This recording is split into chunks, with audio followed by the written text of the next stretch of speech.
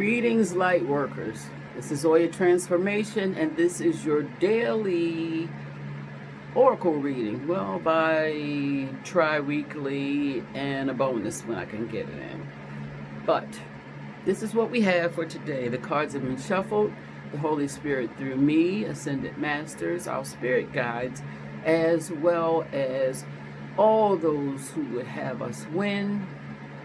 Big shout out to our ancestors.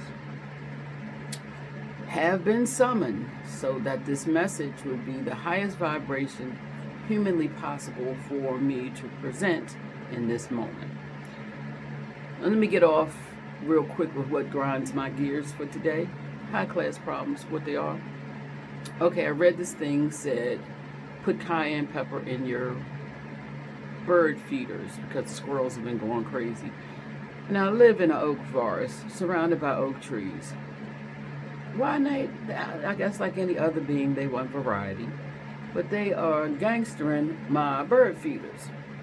Bopping the birds upside the head, swinging off the bird feeders, eating them all up. So I put the cayenne pepper in. They're not happy. So in the summer, I put out my indoor plants so they can get a boost, so that I don't commit them to compost in the winter.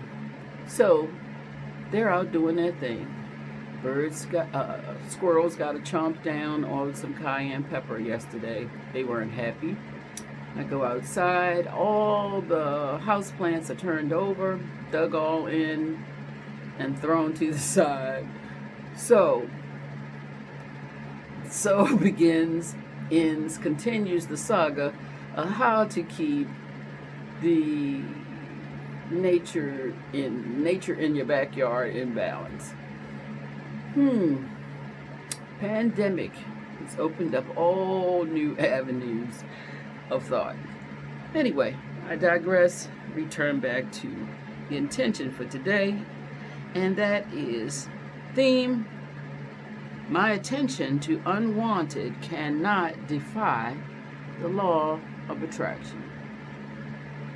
So, no matter what it is I put out there, it's coming back. Whatever I put out there often and consistent. Okay, so be it. I've been saying, squirrels. These squirrels are working my nerves. Squirrels. Well, hey, I got more squirrels working my nerves. And that ain't working in through the pots. But anyway, this has been the message for at least 2 days. Mind your mind. When I feel myself having a repetitive thought about a specific thing that I am either in control of, and most times it's those I'm not in control of, recognizing that it is time to shift and shift quickly, unless I want some more of that. And I am grateful first and foremost for a tiny little book I did with the last name Plummer, can't remember the first name, that I read.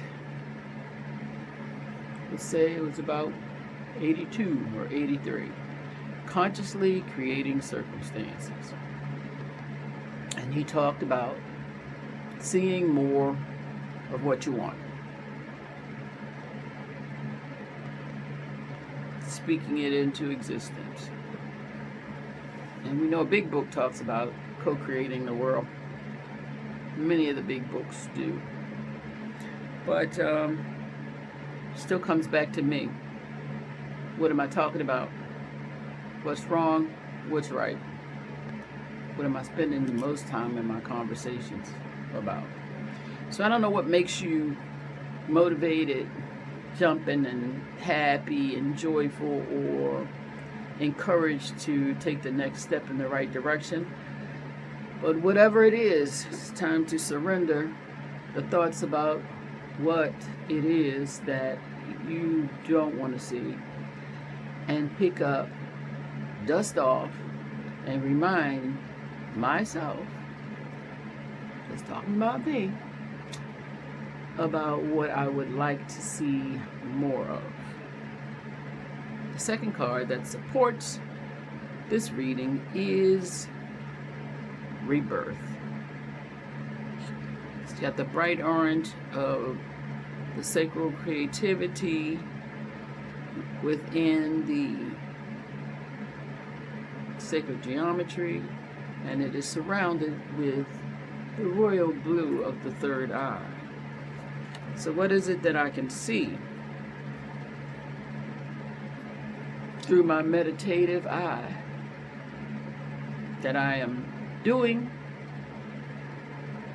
that does not have me create what I want to create? And the second card in support is happiness. I am aware that being happy means I'm on the right path. And what we know is that we have spirit guides that surround us.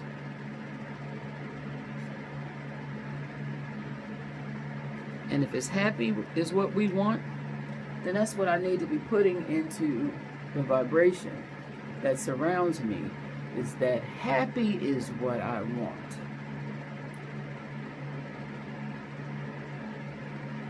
So as I beat my drum, there's a whole lot of stuff right. I talk about it. It's pandemic time. Anything ending in emic, epidemic, all those things are not necessarily things that bring us happy. But in pandemic time, I'm just talking about me. I got a bunch of stuff I could talk about that I'm not particularly happy about. Like I lost my sister in pandemic time.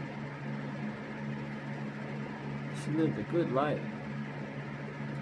They told us it was coronavirus. Lies. I believe in my heart of hearts it was neglect. I think that's what a lot of people in the nursing homes and facilities where people and they're human are responsible for taking care of other humans that have whatever the leprosy of this time, or the fear of whatever the leprosy of this time would be, would have humans be less of what they showed up and said they would be. Now, does that make me happy? Huh? No. How much can I control that? Not much. So, I have to pull that in. It's another thing in my heart that has to be broken down and dissipated and shaken up and brought back in a form of love. Love for the memory of my sister, who did many great things,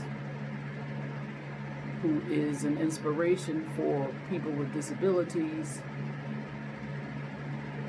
because at a very early age she found out she had MS, and she didn't become an alcoholic, a crackhead, a pessimist. She lived her life until Spirit said, okay, come home. That's all I need to focus upon, because anything else pulls me that much further away from my happy.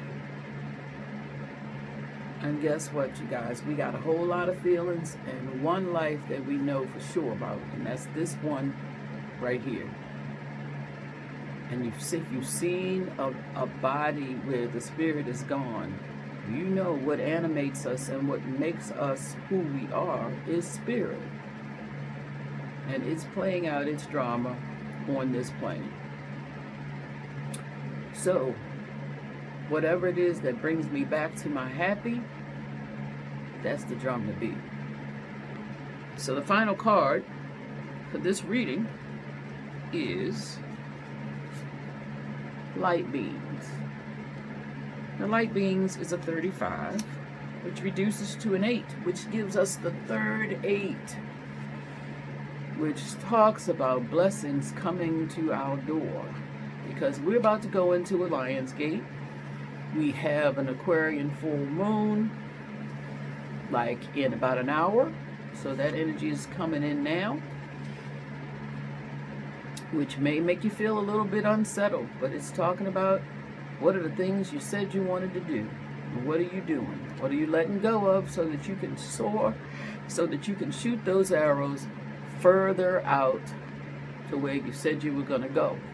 And that third 8 makes it clear, as light beings, that blessings are coming our way.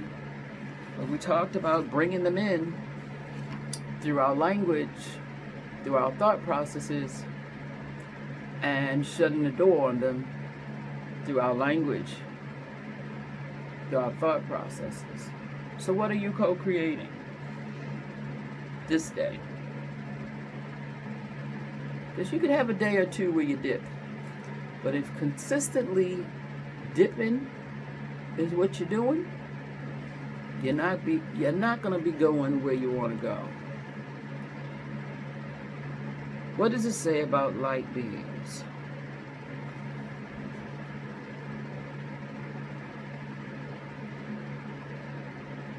It says that light beings surround us all the time. And it's not their job to push the things out of the way without being beckoned that we don't necessarily want to see.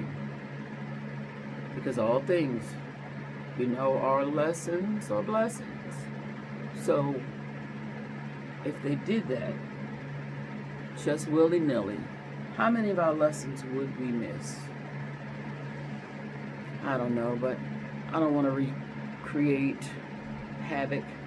If havoc is part of the lesson, I want to get it and swiftly be transformed out of it.